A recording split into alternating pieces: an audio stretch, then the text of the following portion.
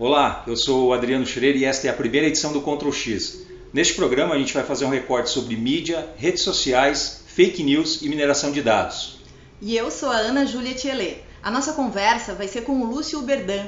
Ele é acadêmico de análise de sistemas e tem experiência de mais de 10 anos em comunicação política no ambiente da internet. Então, assiste aí, deixa seu like e não esquece também de deixar um comentário. Tu acha que o Stalin mereceu os 2 prêmios Nobel que ele ganhou?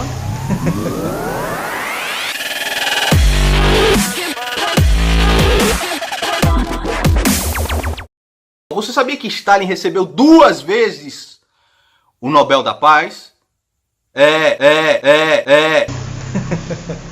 Essa é mais de uma dessas coisas específicas, né, da internet na atualidade, né? A capacidade de gerar fatos que nunca existiram, né? E construir eles na internet, fazer uma narrativa e eles ganharem uma dimensão muito grande, né? E chega a ser até pior do que a fake news, né? Porque na realidade não tem nenhum ponto de veracidade para tu se pegar numa questão dessa que não seja uma disputa ideológica entre 2 campos, né? Então que pegam assombrações de um campo e tentam construir significado na internet para atacar esse campo. Isso vale para todos os lados, né?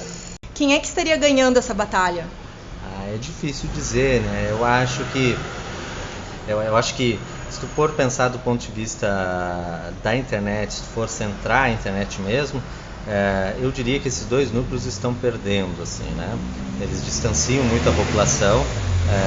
Na hora que tu combina, por exemplo, internet com pesquisas tradicionais de campo, tu vai ver que, por exemplo, a agenda de quem ganhou a eleição não é a agenda que as pessoas respondem nas pesquisas hoje, mas elas se convenceram por alguns elementos na campanha, em especial da parte digital. Então eu acho que tem, primeiro momento a gente pode dizer que um setor, digamos mais liberal, mais ultraliberal da política, instrumentalizou melhor a internet no momento, mas isso não quer dizer que essa vitória é para sempre, né? A rede está infectada pela atuação de robôs, perfis falsos. Como que nós devemos enfrentar e como que as redes sociais, aí, desde Facebook, WhatsApp, Twitter, etc., deveriam enfrentar esse problema? As redes elas estão fazendo a sua parte? De fato tem uma série de automatizações na internet, né, e elas são eficazes de certa forma para ajudar a viralizar e dar um grau mais exponencial para a mensagem, para a ideia, porque eles estão tentando se transformar aquilo, viralizar e transformar numa verdade, né? Muitas vezes, muitas coisas dessas se perdem, né? Então precisa ter uma estratégia melhor. Eu acho que teve uma estratégia de Firehose mesmo que foi muito efetiva nessa eleição, né? Essa ideia da inundação da notícia, né? Então isso acho que acabou se tornando ela efetiva, porque robôs e perfis falsos a gente sempre teve. Dessa vez eles elevaram a potência, sem dúvida alguma, mas a gente sempre teve, eles não desequilibravam digamos, não desequilibravam muito a política, né, o campo político. Nessa eleição, né, não apenas nessa eleição, mas em outros casos também, teve uma estratégia de inundação e o uso de WhatsApp, que é uma rede diferente, né?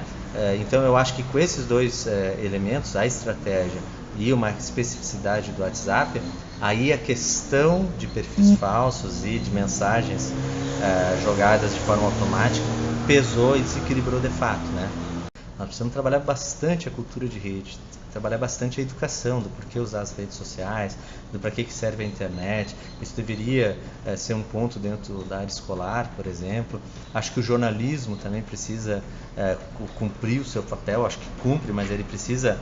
Eu acho que as agências de checagem, por exemplo, nessa eleição experimentaram um pouco dessa dificuldade, né, que é tu montar uma checagem, lançar essa notícia de checagem e ter, às vezes, 1000 pessoas, ou 500 perfis, ou 700 perfis dizendo é mentira. A checagem era mentira, a verdade era que ele ouvia, né? Então tem esse desafio também do jornalismo, como é que ele vai viralizar a verdade. Tem um viés econômico também, né? A gente sabe essa questão dos aplicativos, enfim, que fazem a coleta de dados, repasse para empresas, organizações. Como é que tu vê por esse lado essas tecnologias? Não, sem dúvida.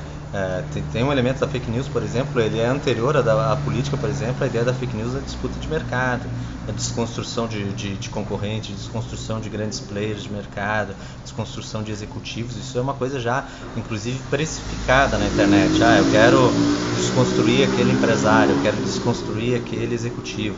Existe hoje pessoas que trabalham, tem preço, tem tabela, para trabalhar esse tipo de serviço, destruição de reputações. Isso é uma coisa bem comum, feita basicamente pela internet e tal, né? Ele está num processo extremamente descontrolado, né? E que é difícil de tu conseguir regular isso, até porque ele fica numa contradição muito grande, porque tu quer usar o teu WhatsApp criptografado, né? Tu quer que ninguém tenha acesso aos teus dados, né? Então tu quer ele criptografado. Então se ele está criptografado, tu não tem como ter acesso à fonte, e nem um juiz, ninguém tem acesso à fonte. Bom, tu quer ele disso. Bom, então se a empresa estiver coletando teus dados, tu não tem o que fazer, porque nem tu sabe, né? Ninguém sabe, não vai ter como comprovar, porque o código daquele aplicativo não é público, o código daquele aplicativo não tem uma aferição pública, ou seja, não existe um órgão de governo com capacidade de, por exemplo, medir e avaliar um aplicativo, ter o direito de olhar e medir e avaliar um aplicativo, diferente do que qualquer outro produto tem. Por exemplo, uma Anvisa tem o direito de ir lá e medir, um Inmetro tem o direito de ir lá e verificar se o teu produto tem aquilo tal, mas não existe um órgão regulador com direito de analisar o código do WhatsApp e saber se de fato ele coleta dado ou não. Então tem isso desses grandes players que hoje são os que mais coletam os nossos dados. Agora também tem uma série de aplicativos iscas que a gente às vezes não dá bola, que a gente baixa gratuito, um aplicativo que nos diz um tempo, um aplicativo que reúne as receitas, que são tudo gratuitos, e esses são piores ainda, porque esses coletam todos os dados e vendem ele discriminadamente, né? E não tem nenhuma garantia de segurança dos teus dados, né? Tem coisas piores, que é a entrega dos dados diretos para governos, entrega dos dados diretos para grandes setores, grandes players do mercado, por exemplo, como a área de segurança de seguradoras do mundo, né? As seguradoras têm acesso aos dados, né, para medir risco de implementação, risco de ampliação em determinado país. Elas consultam os dados para saber se aquela população é mais depressiva ou não.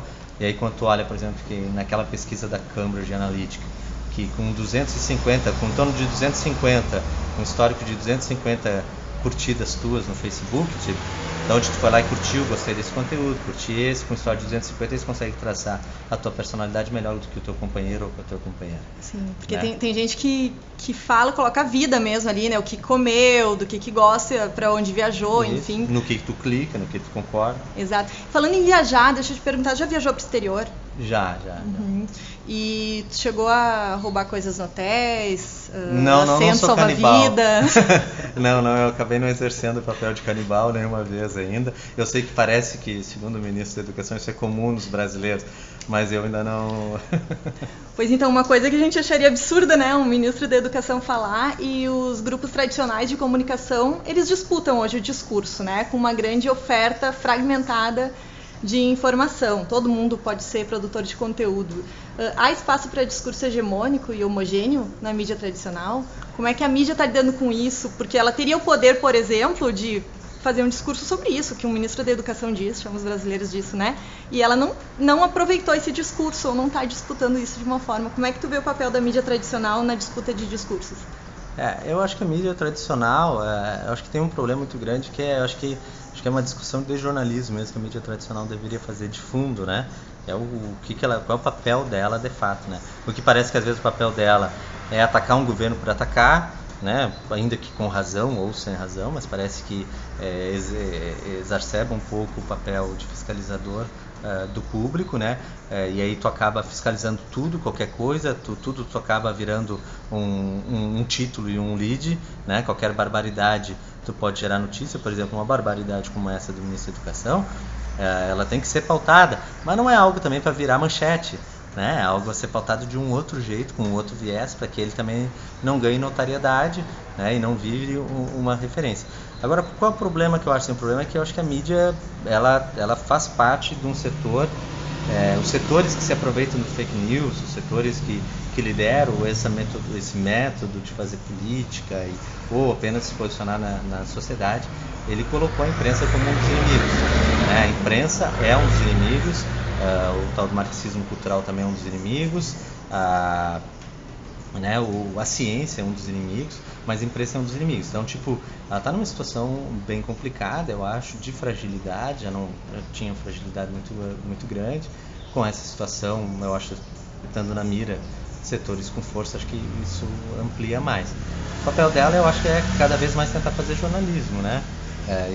E a gente apostar que a sociedade vai um dia optar pela verdade, né? A gente tentar fazer isso e não entrar no jogo. Porque se nós todos entrar no jogo da notícia falsa, entrar no jogo de desconstruir reputações, entrar nesse jogo, aí eu acho que nós vamos se dar mal mesmo, assim, enquanto sociedade, né?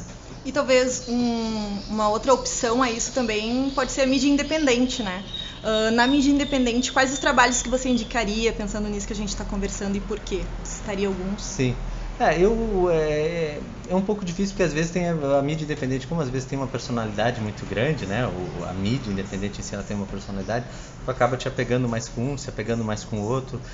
Eu, pessoalmente, leio diariamente o GGN, leio diariamente o site do IU, da Unicinos, né? E leio diariamente o Outras Palavras, né? Outras Palavras eu gosto pelo perfil dele, que é um perfil mais aberto, mais de rede, mais autonomista, né? O GGN eu acho pelo volume de conteúdo técnico e o RU pelo posicionamento, assim, é os três que eu gosto mais. Agora tem sites de mídia independente, inclusive famosos, que não cabe citar, que eu acho que são piores do que outros veículos de mídia tradicional, e são sites de mídia independente.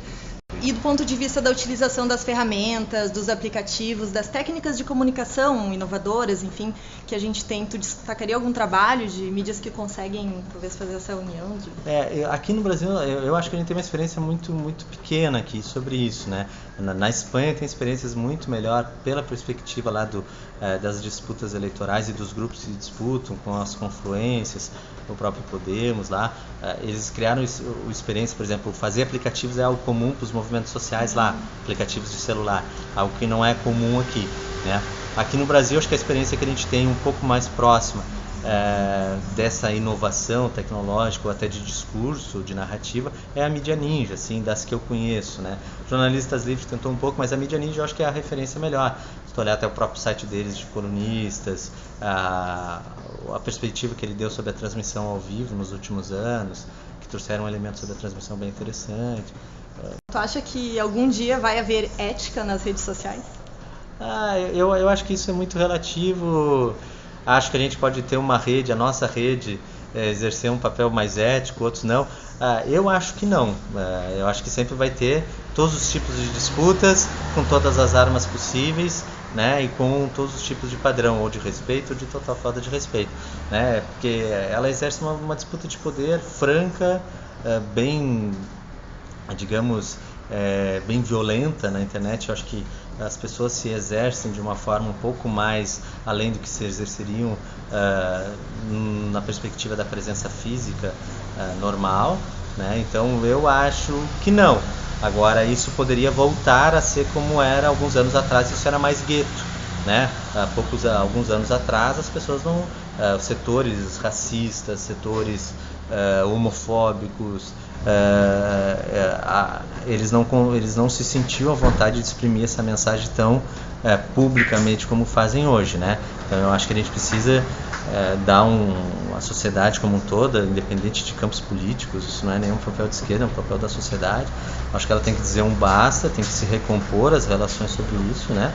E isso voltar a ser grupos fechados, voltar a ser guetos, vão seguir existindo, mas voltar a ser, né? Ninguém merece o que a gente vê hoje na internet em alguns momentos. Tu está adaptado aos inúmeros padrões de tomada elétrica? Eu gostaria que o Brasil se definisse por um. Olha, eu tenho uns T assim, de vários tipos, né? Então eu sempre ando com a mochila ali vários T, mas eu sei que são raros os cidadãos que têm dentro da mochila uma necessaire de cabos T's e pendrives. Eu tenho, porque eu adoro isso, né? Um monte de cabo, adaptador, plug, pendrives diferentes, que eu ando sempre comigo. Agora eu acho que o cidadão que não anda, de fato, eu acho que a gente poderia superar isso aí e de repente se preocupar com outras situações como da Vale, a mineração, se preocupar com coisas talvez mais relevantes. Tá certo. Obrigada, Lúcio. Obrigada pela tua participação.